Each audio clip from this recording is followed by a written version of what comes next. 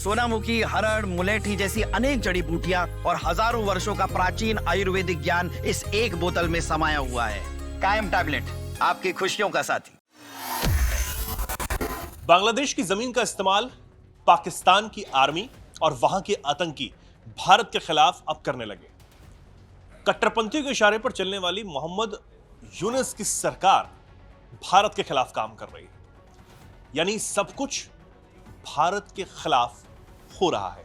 हालांकि दूसरी तरफ भारत की सरकार और भारतीय सेना सजग है और तत्पर भी है, तैयार है।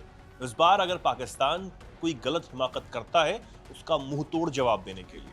हालांकि बांग्लादेश पर भी पैनी नजर भारत की है, लेकिन जो खबरें हैं कि आखिर बांग्लादेश का इस्तेमाल पाकिस्तान कर रहा है, अब उसमें यह भी खबर आ रही है कि बांग्लादेश और पाकिस्तान कुछ बड़ा करने वाले हैं, वो भी सिर्फ भारत के खिलाफ। हम जानते हैं मोहम्मद यूनुस ने किस तरह चीन जाकर भारत के पूर्वोत्तर राज्यों को अलग करने की जो बात है वो वहां पर कही थी। एक घिनौनी साजिश को सबके सामने रखा था और यह समझ आया था कि कितना जहर उनके मन में भारत के खिलाफ खुला हुआ है।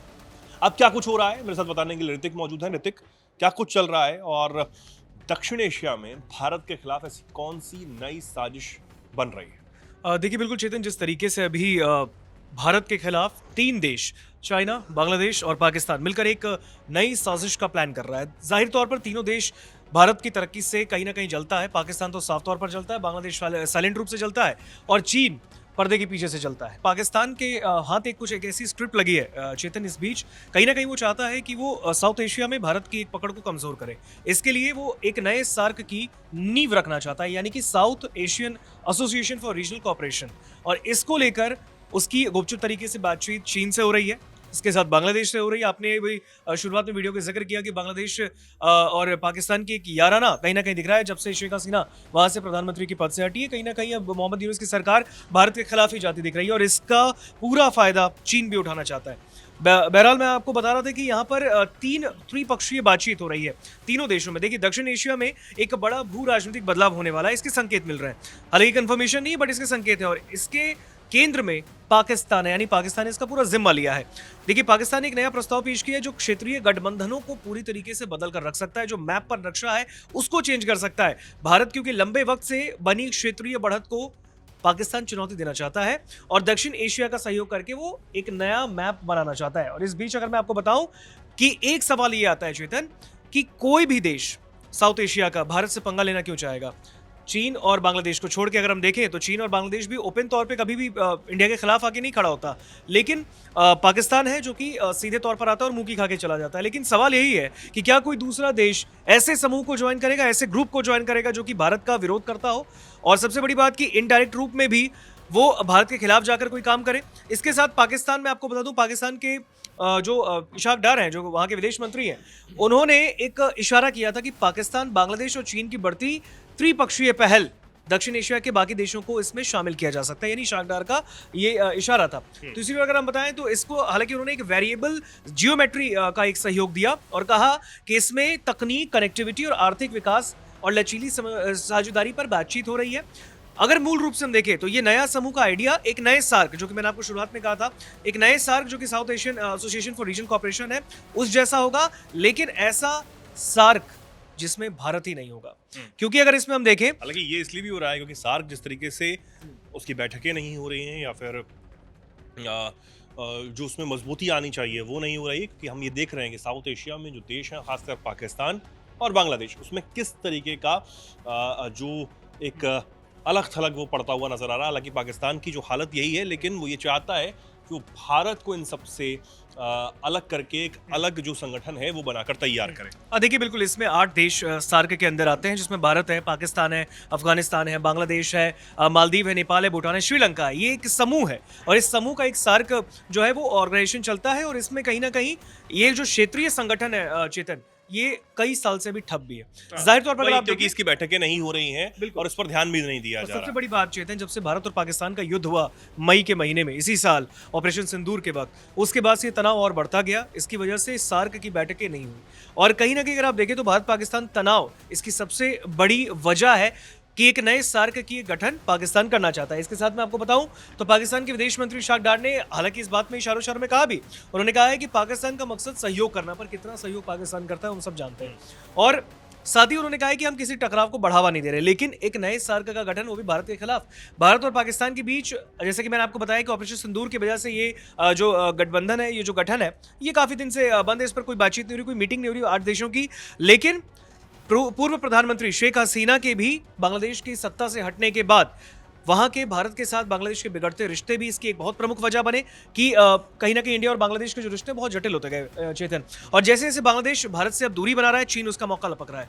और उसमें भी अगर आप देखें तो चीन चुपचाप बांग्लादेश के राजनीतिक और आर्थिक ढांचे को पूरी तरीके से कैप्चर करने की कोशिश कर रहा है। एक्सपर्ट्स ये भी कह रहे हैं कि पाकिस्तान चीन बांग्लादेश के बीच हाल में ही एक गोपनीय त्रिपक्षीय बातचीत हुई, यानी कि पर्दे के पीछे ये एक पूरी मीटिंग हुई है, प्लान बनाया गया है कि भारत के खिलाफ की साजिश कैसे रखे। लेकिन देखिए, चीन बांग्लादेश इसमें शामिल तो है लेकिन ओपन कभी नहीं आएगा। पाकिस्तान इसका पूरा जिम्मा लेगा और भारत के खिलाफ, क्योंकि उसे पता है कि वो पाकिस्तान के भारत के साथ उसके रिश्ते अच्छे नहीं है और कभी होंगे भी नहीं जीवन में। इस वजह से वो इस पूरी चीज का ब्लेम अपने ऊपर लेगा। लेकिन सबसे बड़ी बात यह है कि क्या इससे क्षेत्रीय गठबंधन बदल जाएंगे जो पहले का सार्क है, ये सवाल भी है, क्योंकि सार्क के कमजोर होने से एक खाली जगह बनी है और इसी खाली जगह को पाकिस्तान भरना चाहता है एक नए गठन को बनाकर।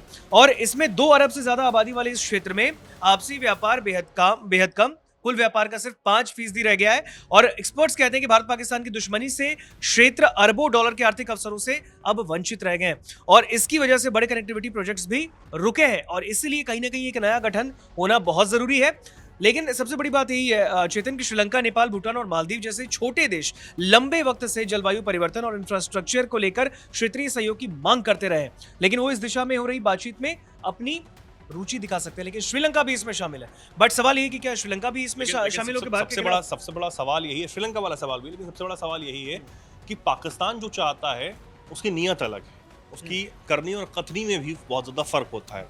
सबसे बड़ी बात है वो सार्क को दोबारा से मजबूत करना चाहता है, लेकिन उसमें भारत को नहीं लेना चाहता है। जिस तरह पाकिस्तान ओआईसी की बैठकों में तमाम मुस्लिम देशों के सामने ये कहता है कि मेरे पास परमाणु है, मैं परमाणु संपन्न देश हूं, और कहीं ना कहीं वो ये दिखाने की कोशिश करता है कि आने वाले मुस्लिम जो समूह है या फिर ओआईसी भी है उनको मैं लीड करूं क्योंकि मेरे पास परमाणु है और किसी के पास परमाणु नहीं है।